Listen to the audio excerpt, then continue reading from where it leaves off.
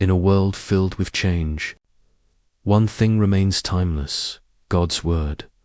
But the Bible, the foundation of our faith, is divided into two great parts: the Old Testament and the New Testament. What truly makes them different? Why did God give two covenants, two stories, and yet one message? Tonight, as you listen, let your heart rest and your mind reflect. We'll journey through time, from the laws of Moses to the grace of Christ, to discover how the old promise became the new hope. This is not just history. It's the story of God's plan for humanity, unfolding from the beginning of time to the cross and beyond. Close your eyes, take a deep breath, and let the Word of God bring peace to your soul. This is Old versus New Testament. What's the real difference? The Bible, the sacred book of Christianity, is divided into two main sections: the Old Testament and the New Testament. Understanding the difference between them is essential to grasp the full message of God's plan for humanity. Though they are separated by time and content, both parts are deeply connected. Together, they tell one complete story: the story of God's relationship with mankind, from creation to redemption. The Old Testament lays the foundation, and the New Testament brings the fulfillment. The Old Testament, written over a period of about 1,000 years, is primarily centered around God's covenant with the people of Israel. It begins with creation, explains the origin of sin, and unfolds the history of God's chosen nation. The Old Testament contains laws, historical records, poetry, prophecies, and moral teachings that guided Israel's faith and life. It shows who God is: holy, just, and righteous, and what He requires from His people. In the Old Testament, God establishes His relationship with mankind through covenants, solemn agreements. The first significant covenant was with Noah, in which God promised never again to destroy the earth by flood. Then came the covenant with Abraham, in which God promised to make him the father of many nations and to bless all peoples through his descendants. Later, through Moses, God gave Israel the law, commandments and rules that defined how they were to live as His chosen people. The covenant at Mount Sinai was based on obedience. If Israel kept God's law, they would be blessed. If they disobeyed, they would face judgment. This old covenant revealed God's holiness and man's inability to meet His perfect standard. The law was good and just, but humanity was weak. The sacrificial system was established to deal with sin. Animals were offered as substitutes for the guilty. The blood of lambs and bulls symbolized atonement, but it could never remove sin completely. It only covered it temporarily. The entire Old Testament system, from priesthood to sacrifices, pointed ahead to something greater that was coming. The prophets of the Old Testament spoke about this future hope. They foretold the coming of a Messiah, a Savior who would bring a new covenant between God and humanity. Jeremiah 31 minutes and 31 seconds to 34 declares that God would one day make a new covenant, not written on stone tablets, but written on human hearts. Ezekiel spoke of a time when God would give His people a new spirit. Isaiah prophesied about a suffering servant who would bear the sins of many. All these promises looked forward to the arrival of Jesus Christ, who would fulfill the law and bring true salvation. The Old Testament, therefore, ends with expectation, a longing for the Redeemer. It reveals humanity's problem. Sin separates us from God.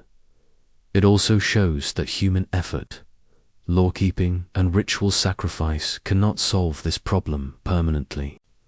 Only God Himself could provide the solution. And that solution is revealed in the New Testament. The New Testament begins with the coming of Jesus Christ, the Son of God, It records his birth, life, death, resurrection, and the establishment of his church. Jesus fulfills everything the Old Testament foreshadowed. Where the Old Covenant was based on law and sacrifice, the New Covenant is based on grace and faith. In Jesus, God's promise is completed. In the New Testament, the focus shifts from the nation of Israel to all of humanity. Through Jesus, salvation is offered not only to the Jews, but also to the Gentiles, to everyone who believes. John 3:16 summarizes this new message perfectly. For God so loved the world that he gave his only Son, that whoever believes in him shall not perish, but have eternal life. This is the core difference between the two testaments. The Old Testament shows humanity striving to reach God through obedience and sacrifice, while the New Testament shows God reaching down to humanity through his Son. The law given in the Old Testament revealed what sin was. The grace revealed in the New Testament provides the remedy for that sin. Jesus said in Matthew 5:17, "Do not think that I have come to abolish the law or the prophets. I have not come to abolish them, but to fulfill them." The moral truths of the Old Testament remain, but their fulfillment is found in Christ. He is the perfect sacrifice, the final high priest, and the eternal mediator between God and man. Under the Old Covenant, forgiveness was temporary and conditional. People had to repeatedly offer sacrifices. Under the New Covenant, forgiveness is permanent and complete because of Jesus' sacrifice on the cross. Hebrews 10:10 explains this clearly. We have been made holy through the sacrifice of the body of Jesus Christ once for all. The endless cycle of sacrifices came to an end when the perfect Lamb of God shed his blood. Another key difference lies in how people relate to God. In the Old Testament, access to God was limited. Only priests could enter the temple's inner sanctuary, and only once a year could the high priest enter the Holy of Holies. But when Jesus died, the veil of the temple was torn in two, symbolizing that direct access to God was now open for everyone. In the New Covenant, believers have personal access to God through prayer and the indwelling of the Holy Spirit. This marks a revolutionary change in how humans experience God's presence. The Old Testament emphasizes obedience to the law as the path to blessing. The New Testament emphasizes faith in Christ as the path to eternal life. The Old Testament teaches that sin brings death. The New Testament reveals that Jesus conquered death through resurrection. The Old Testament law was written on stone tablets. The New Testament law is written in human hearts. The Old Covenant relied on priests and rituals. The New Covenant relies on Christ's finished work and the Holy Spirit's guidance. Despite these differences, both testaments share one central truth: God's love and his desire to restore a broken relationship with humanity. The Old Testament reveals God's justice and his intolerance of sin. The New Testament reveals his mercy and the way he satisfies that justice through Jesus. They do not contradict each other. Rather, they complete each other. The Old Testament is the promise. The New Testament is the fulfillment. The Old Testament sets the stage. The New Testament delivers the performance. It is also important to understand that the moral and spiritual lessons of the Old Testament still hold value in the New Testament era. The Ten Commandments, for instance, continue to express God's moral standards. Jesus summarized them when he said the greatest commandments are to love God and to love your neighbor as yourself. In this way, the New Covenant does not cancel the Old, but deepens and perfects it. The Old Testament presents symbols and types that point to Christ.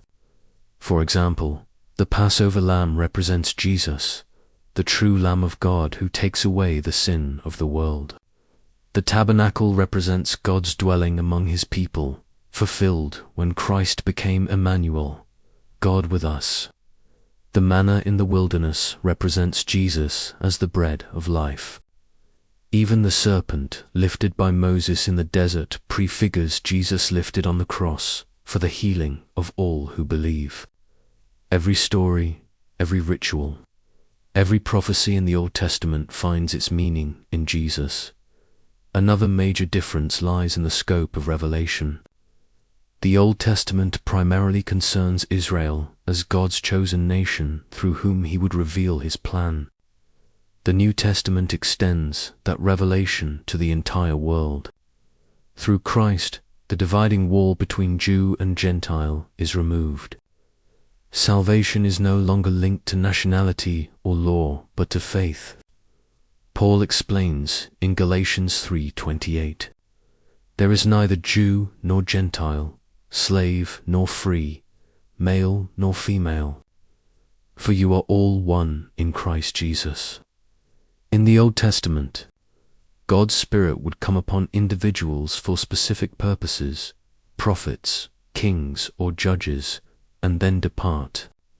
In the New Testament, the Holy Spirit permanently indwells every believer, guiding, comforting, and empowering them. This indwelling Spirit is the mark of the new covenant relationship. It is the fulfillment of God's promise in Ezekiel 36-27. "I will put my Spirit within you and cause you to walk in my statutes." The Old Testament ended with waiting. The New Testament ends with victory and hope. The Old Testament closes with the promise of a coming Messiah. The New Testament closes with the promise of his return. Revelation 22 declares that Jesus will come again, bringing eternal restoration and peace. So when we ask, what is the real difference between the Old and the New Testament? The answer is this: the Old Testament shows humanity's need for salvation, and the New Testament reveals God's provision for that need through Jesus Christ. The Old Testament is about promise. The New Testament is about fulfillment. The Old Testament is about preparation. The New Testament is about realization. The Old Testament reveals God's justice. The New Testament reveals his grace. Yet both are the Word of God, inspired and united in purpose. The new cannot be understood without the old, and the old finds its completion in